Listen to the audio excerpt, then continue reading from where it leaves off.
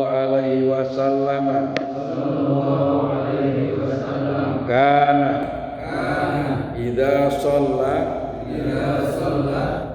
wa sajada farasaja baina yadayhi hatta yabdu bayadu ibtayhi muttafaqun alaihi. Hadis kalau muttafaqun alaih berarti hadis itu diriwayatkan oleh dua imam besar hadis, yaitu Imam Bukhari dan Imam Muslim. Gitu. Artinya hadis ini disepakati, muttafaqun alaih itu disepakati oleh Imam Bukhari dan Imam Muslim. Hadis yang muttafaqun alaih udah pasti sahih. Orang diriwayatkan oleh Bukhari saja sahih, apalagi digabung Imam Bukhari yang meriwayatkan, Imam Muslim juga meriwayatkan. Berarti itu hadisnya sahih. Ciri-cirinya ya. Dari Ibnu Buhainah bahwasanya Rasulullah sallallahu alaihi wasallam bila sholat dan sujud beliau renggangkan dua tangannya sehingga putih dua ketiaknya kelihatan. Muttafaqun alaih. Jadi Nabi ketika sujud itu kedua tangannya direnggangkan, nggak dikicelupin begitu kalau lagi sujud. Nah ini mencontohkan sujud untuk laki-laki, posisi tangan itu renggang gitu. Nah nanti kalau yang untuk perempuan itu enggak, kalau dia ngincelup gitu, mingkup gitu ya. Hah? Beban apaan? Iya. Jadi itu beda gitu. Jadi ini khusus untuk laki-laki, baik ketika rukuk maupun sujud ya, direnggangkan tangannya. Bismillahirrahmanirrahim.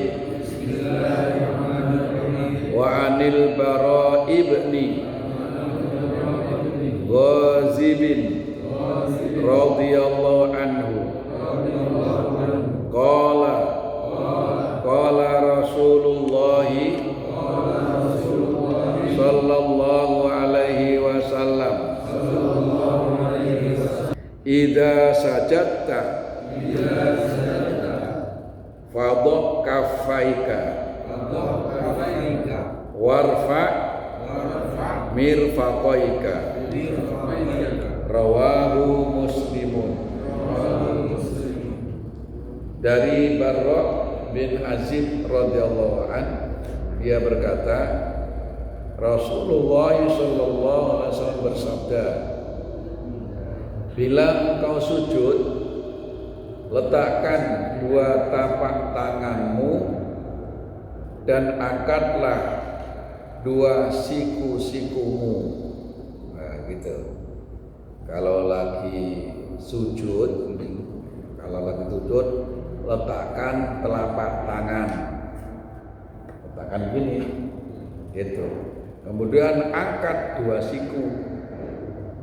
Ya, jadi jangan ngedekem begitu. Ya, jadi kalau ini diletakkan terus diangkat. Nah, ada orang sujud itu dekem begitu. Jadi kedua tangannya diletakkan, kemudian tangannya nggak diangkat, sehingga dia ngedekem begitu. Nah, begitu. Jadi angkat. Ya. Kalau mau ngerti? Kalau kan dia tempat untuk makmum, kenapa? Posisi kan ada susah. Dia bukan ke samping, ke atas, Oh, Pak. lurus. Oh, jadi ke atas. Iya. Bukan di samping. Jadi bukan ke samping.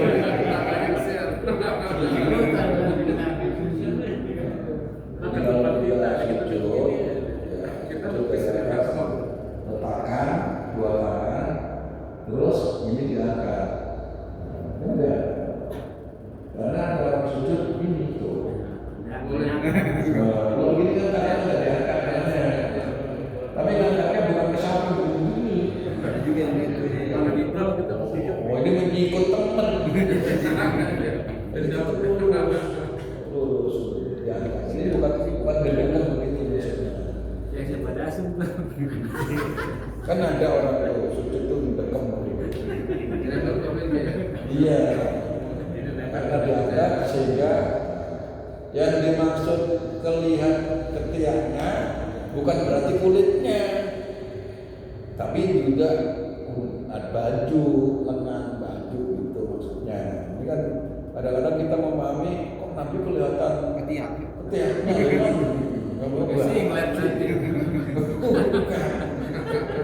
maksudnya ya berikut bajunya karena diangkat gitu.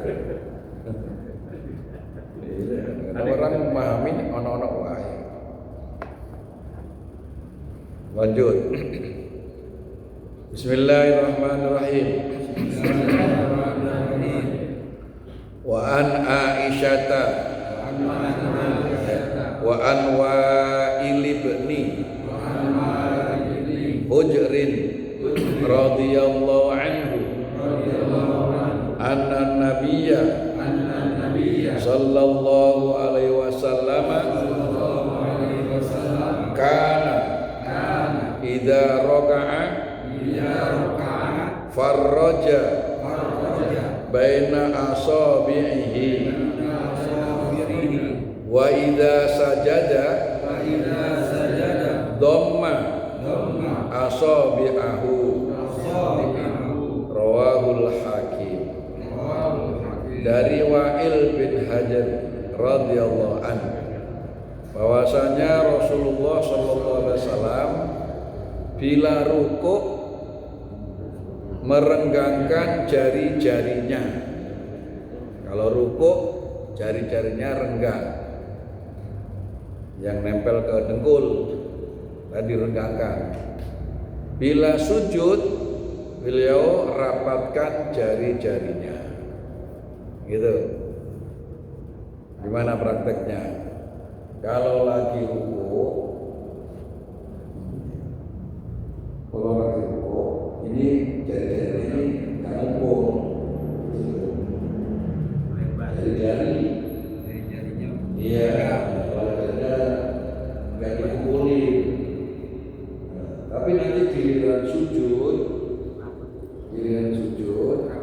ini jari-jarinya begini. Jari-jarinya ini tuh, kalau lagi rukuk kan begini. Giliran sujud jari-jarinya dhamma dikumpulin jari-jarinya. Kayaknya bukan jari-jarinya dibugalin. Ada yang sujud begini. Nanti kalau bangun boleh kalau bangun ada yang untuk menunjang, ada begitu ya. Tapi kalau pas sujudnya jari-jarinya tadi kumpulin gitu, tadi begali. Kalau lagi rukuk begal, berarti ditaruhnya di atas dengkul. Nah, kalau sujud jari-jarinya dikumpulkan. Ini insya Allah kita prakteknya udah begitu. Jadi sering nih prakteknya kita itu sebenarnya sudah persis, sudah sama. Yang kita lakukan keseharian bersama. Cuman karena selama ini kita nggak ngaji hadisnya, sehingga kita nggak tahu dasarnya. Nah, ketika nggak tahu dasarnya, kadang-kadang kita beramal itu ragu. Benar nggak saya ini ya? Gitu. Jadi ngaji itu bisa menguatkan amal. Terus yang kedua bisa membenarkan yang tadinya salah jadi benar gara-gara ngaji. Yakin. Ya, gitu. Terus ngaji juga bisa mengingatkan yang dulunya lupa, begitu ngaji, oh ternyata jadi ingat lagi. Dulu saya pernah belajar. Jadi AO gitu. Oh iya dulu saya udah pernah belajar, cuma lupa saya. Baru ingat lagi. Terus ngaji juga bisa menambah semangat beramal. Karena kita itu perlu motivasi, perlu nasihat, perlu diingatkan. Karena kondisi manusia itu kadang-kadang lagi ngedrop, lagi malas. Kalau dia datang malasnya, lalu dia nggak ngaji, nggak ada yang ngasih motivasi. Iya. Sehingga untuk meningkatkan amal ibadah ini susah. Maka ngaji itu hukumnya wajib. Fa'alaikum bimujalasatil ulama. Wajib bagi kamu itu duduk ya bersama para ulama. Wajib hukumnya. Kadang-kadang orang wajibnya cuman sholat. Dia nggak tahu kalau ngaji hukumnya juga wajib. Wajib itu apa? Kalau dikerjakan dapat pahala. Kalau ditinggalkan dosa. Berarti kalau nggak ngaji dosa nggak? Dosa. Walaupun tiap hari udah sholat. Karena kemungkinan sholatnya salah dia nggak tahu. Gitu kan? Gitu.